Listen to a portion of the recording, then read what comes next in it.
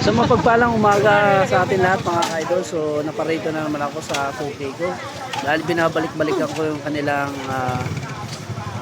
pansit palabok o palabok dahil masarap po. O, tara, samahan nyo ako mga ka-idol. So ang daming tao at higit sa lahat, masarap na, mura pa. Okay? So ito na mga ka-idol. So ayan. Okay. Okay. Ito na mga ka-idol. So dala ko na. Titik out ko na kasi doon ko na sa bahay kakainin. Okay? Ayan o, yung mga kumakain mga ka-idol. Ayan. Okay? Thanks for watching mga ka-idol at maraming salamat. So dito lang yan sa may palengke, sa may La Huerta mga ka-idol. So nasa loob lang sila. Ayan no. Kung napapansin mo yan, dito lang sila sa harap. Sa harap na magtitinda ng mga saging, mga kamote. Nandito po sila. Yan. Okay. Okay. So yun lang mga ka-idol, isi-share ko lang. Thank you and God bless po. Ayan o.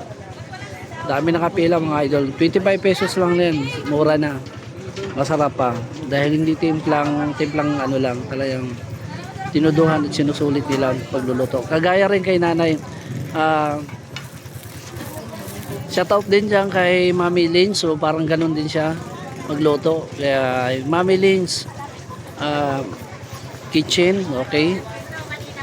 Magandang umaga sa iyo Mama Lynn. So ang pagluto nyo ay ganun din. So bukas sa loob na para ang mga tao lahat ay pabalik-balik. Dahil hindi yung bastang luto lang. So talagang parang lutong bahay. Okay.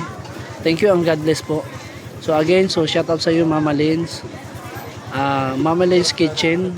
So yan, thank you po at maraming salamat. Mababait po ang mga ano nila at saka lutong Bicolano, masasarap po. Okay, thank you at God bless po. Thanks for watching. Nandito na yung order po. So yan, sa bahay ko na lang kakainin kasi ang daming pila. Thank you and God bless po. Thanks for watching. Like and share na lang pala mga ka-idol sa mga bagong mga video. Thank you at maraming salamat.